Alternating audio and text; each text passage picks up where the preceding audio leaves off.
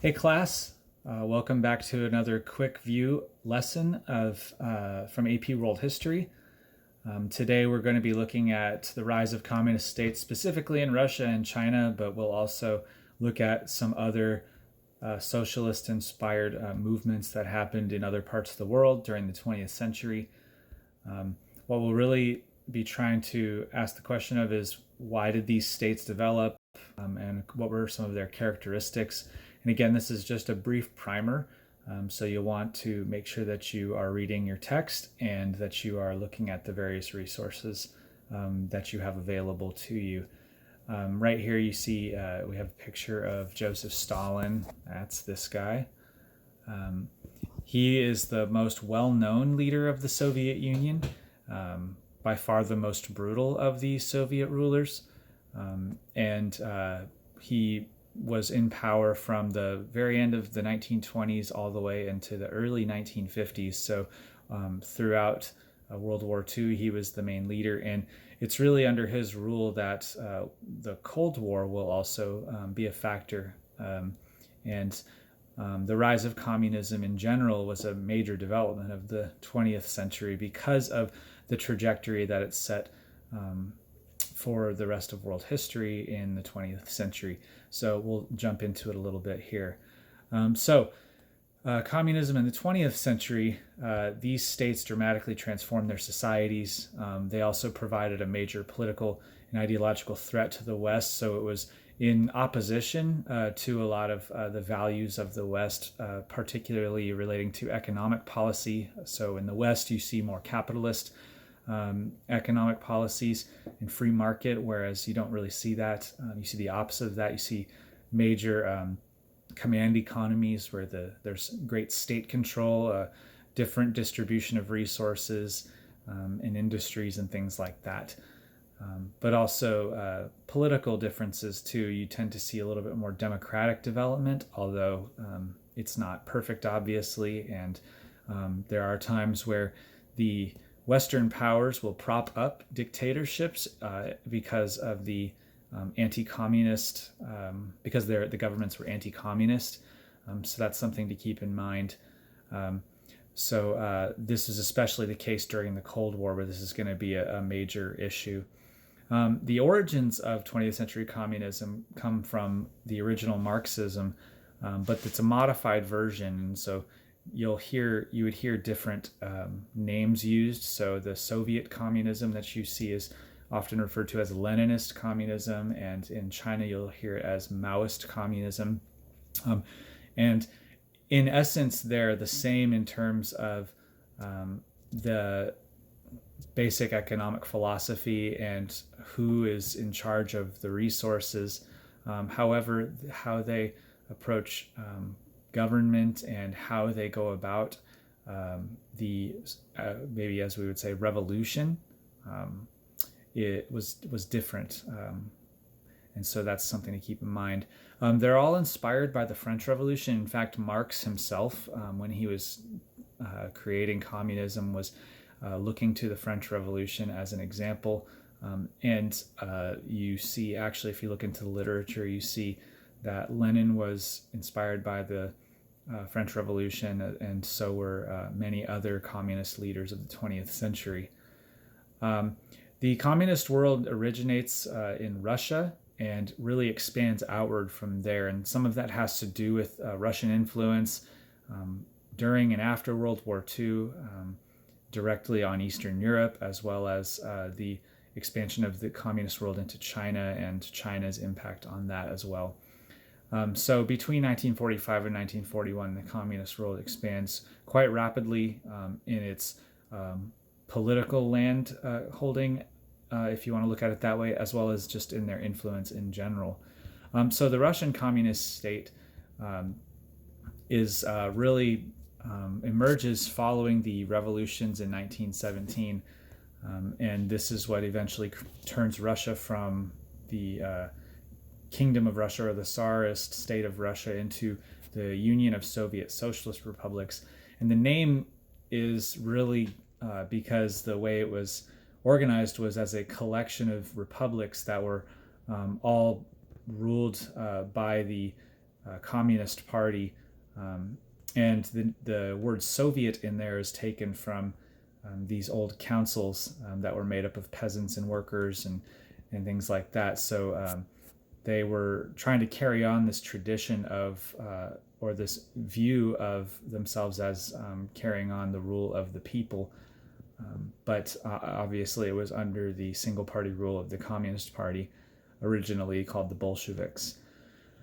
So the communist state in Russia featured what we call the command economy. That's state control. So this is a term right here, command economy, you want to keep in mind.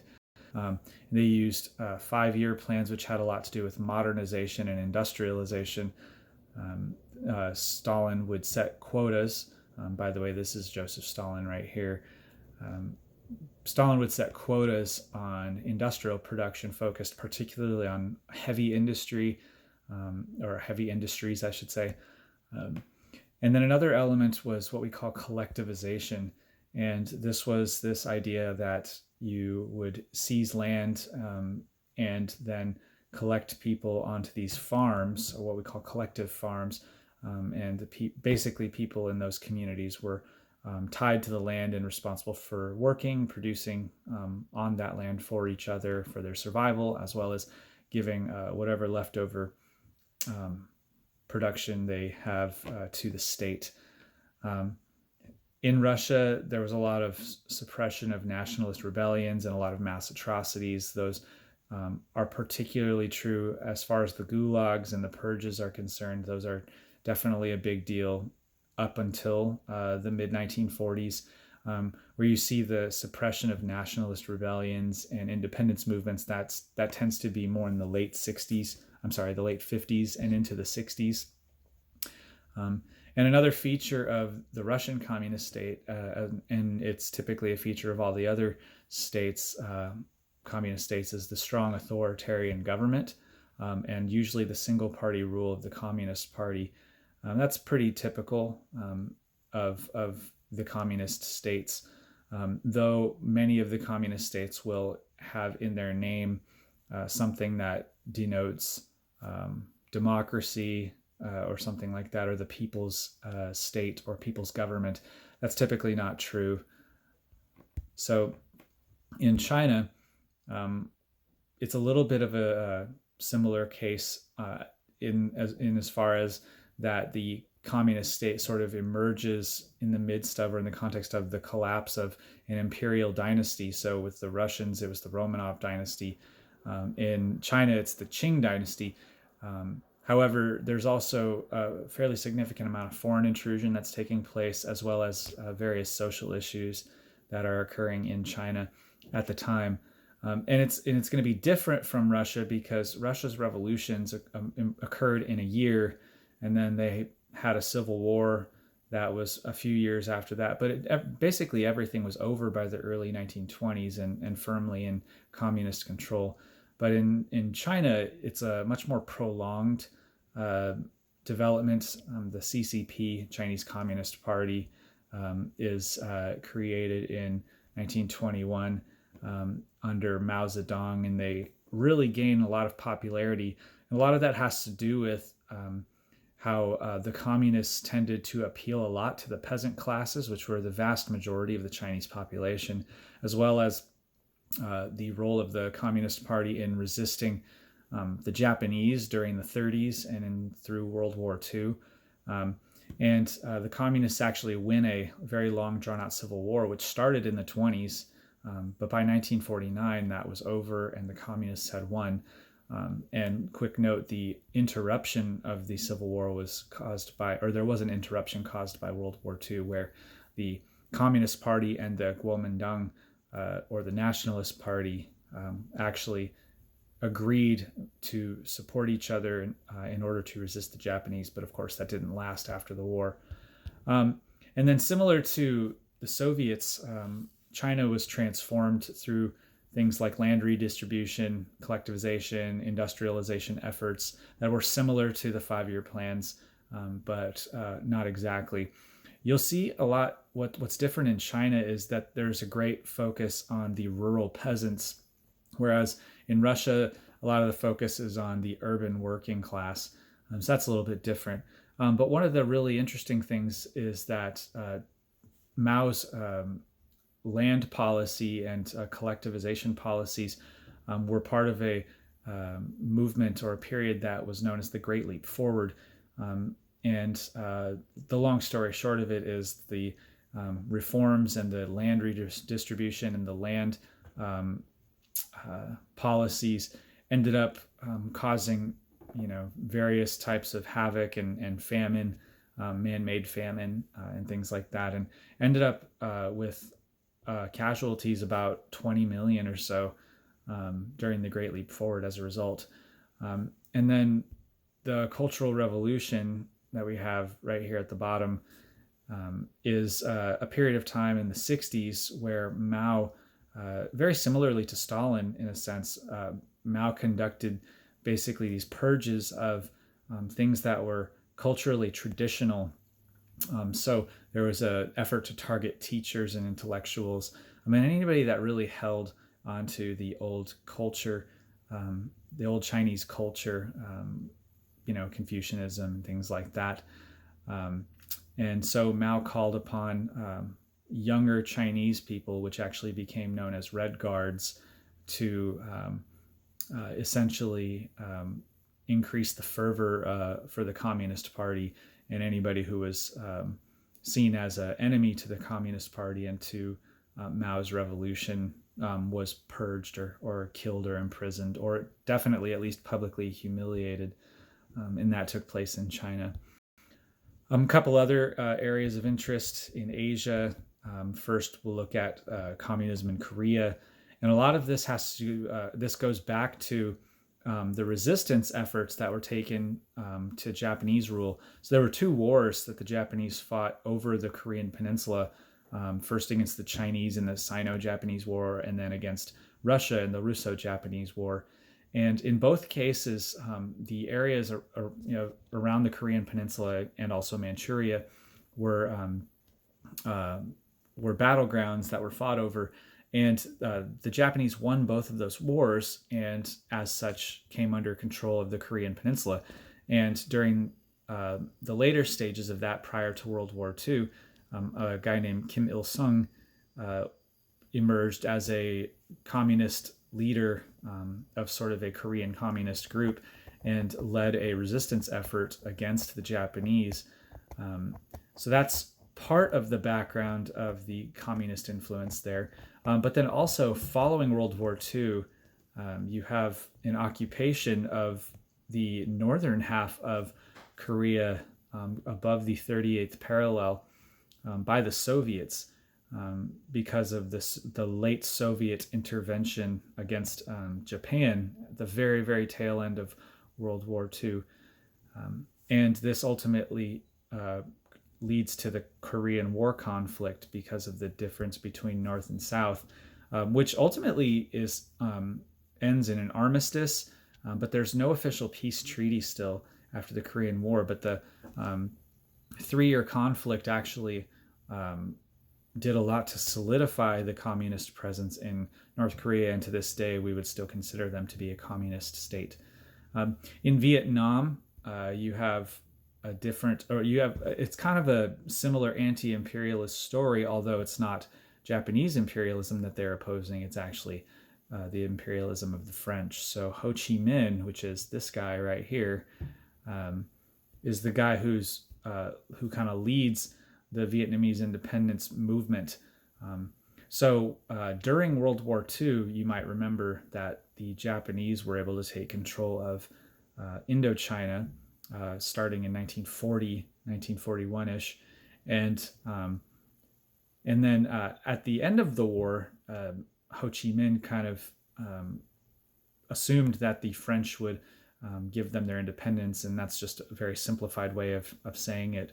But that didn't happen. In fact, France tried to reclaim Indochina as a colony, and that led to the First Indochina War, in which the U.S. actually assisted in trying to help the French take back their colonies. a lot of that has to do with the developing Cold War and the importance of trying to prevent communist state from developing in Southeast Asia. But the U.S. did try to intervene and help the French to keep hold of their colony.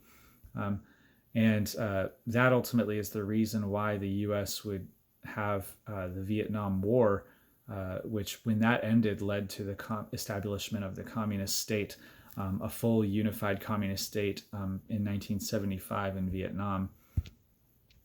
Some other areas of interest: we have a Cuban Marxist revolution with Fidel Castro as the main leader. And one of the key points here is obviously Cuba is very close to the United States, and Fidel Castro got friendly with the Soviet Union, and that was concerning to the U.S., which is what's ultimately going to lead to the Bay of Pigs intervention, or the Bay of Pigs invasion, in the early 1960s under John F. Kennedy. And that was a huge embarrassment for the U.S. Because it was a failure, and it also solidified his popularity among Cubans. So the Castro regime, though Fidel Castro is long gone, the Castro regime is still definitely in power in Cuba, and it still is a point of contention for the United States in terms of foreign policy. In Ethiopia, we have a picture here of a leader in Ethiopia.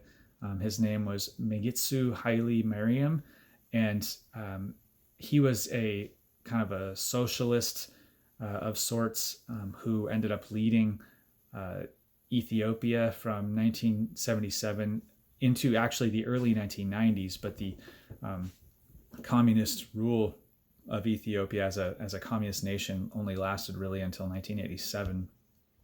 But he was a huge fan of nationalizing the economy and then redistributing land. And so that was a key moment in Ethiopian history.